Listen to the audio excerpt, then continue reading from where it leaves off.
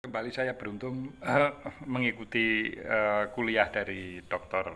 Rimawan Pradiptyo, ahli Economics Crime dari Universitas Gadjah Mada melalui channelnya Awali Rizki. Nanti linknya saya eh, tuliskan di kolom komentar kalau Anda ingin mengikuti lebih lanjut. Saya kira ini isinya daging semua kalau menggunakan istilahnya Helmi Yahya ya. Eh, karena ini masih jarang dibahas di publik dan ini membuka wawasan betapa korupsi itu tidak hanya persoalan kerugian negara. Ini satu hal yang patut kita pahami bersama, baik terutama para pejabat publik maupun masyarakat secara luas, sehingga kita sebagai masyarakat bisa memantau apa yang dilakukan oleh para pejabat publik. Nah, salah satu statement Dr. Rimawan yaitu adalah setiap kejahatan itu pasti akan menimbulkan biaya sosial. Jadi misalnya ilustrasinya si A menodong si B untuk memaksa meminta taruhlah uang 1 juta gitu ya. Itu kerugiannya tidak hanya sebatas si B yang kehilangan 1 juta, tetapi masyarakat luas pun juga dirugikan. Karena apa? Misalnya si B tadi yang jadi korban untuk melapor ke polisi, maka proses hukum menindaklanjuti laporan dari si B sebagai korban ini tentu menimbulkan biaya ya. Yang menanggung biaya siapa ya? Masyarakat melalui pajak dan sebagainya, itu digunakan untuk menangani kasus hukum yang itu sangat sepele, uang 1 juta. Coba kita bayangkan kalau kerugian negara itu miliaran bahkan triliunan. Jadi betapa kerugian masyarakat itu sedemikian luas. Bahkan menurut Dr. Rimawan itu bisa lintas generasi yang dirugikan, tidak hanya pada saat generasi pada saat peristiwa kejahatan korupsi itu dilakukan, tetapi dampak yang ditimbulkan bisa lintas generasi. Ini kan satu fenomena yang extraordinary gitu ya. Sebagaimana sifat dari korupsi sendiri itu masuk kategori extraordinary crime.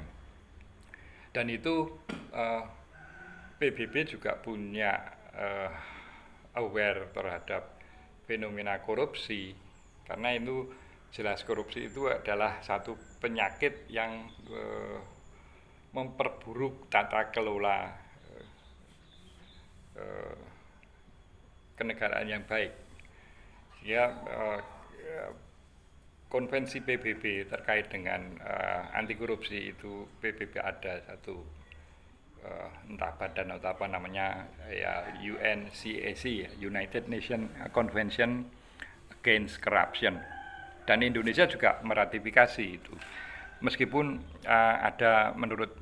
masih menurut Dr. Rimawan ada beberapa kategori korupsi yang belum diatur di Indonesia. Nah, ini satu PR buat Mr. Prabowo yang menginginkan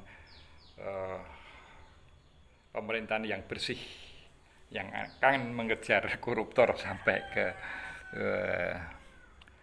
Antartika ya. Jadi ya ini satu tekad yang harus kita sambut dengan baik, apa yang menjadi tekad Mr. Prabowo. Nah, barangkali kalau kita kaitkan dengan fenomena yang sekarang sedang marak,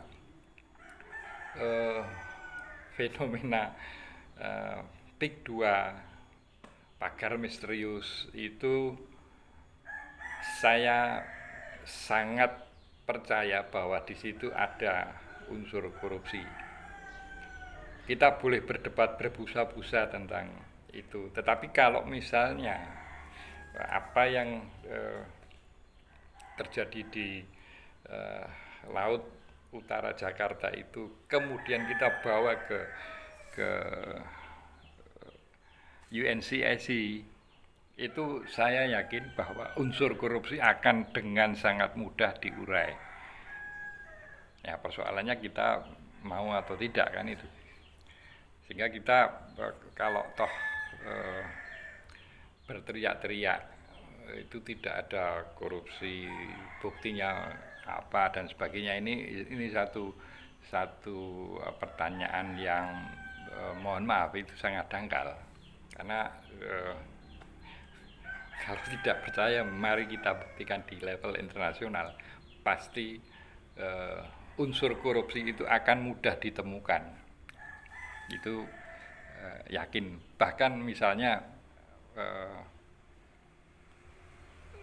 apa namanya, lembaga survei atau manapun, saya berani bertaruh kepada lembaga survei manapun, kalau misalnya kasus ini kita bawa ke level internasional, ke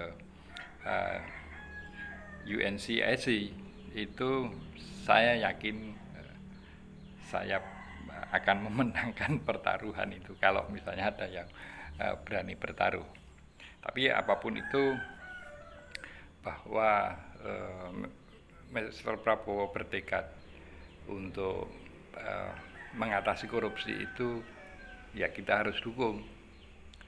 Bahwa kemudian banyak kendala yang dihadapi, ya itu salah satu proses untuk menuju kita sebagai bangsa besar yang makin bersih dari anasir korupsi.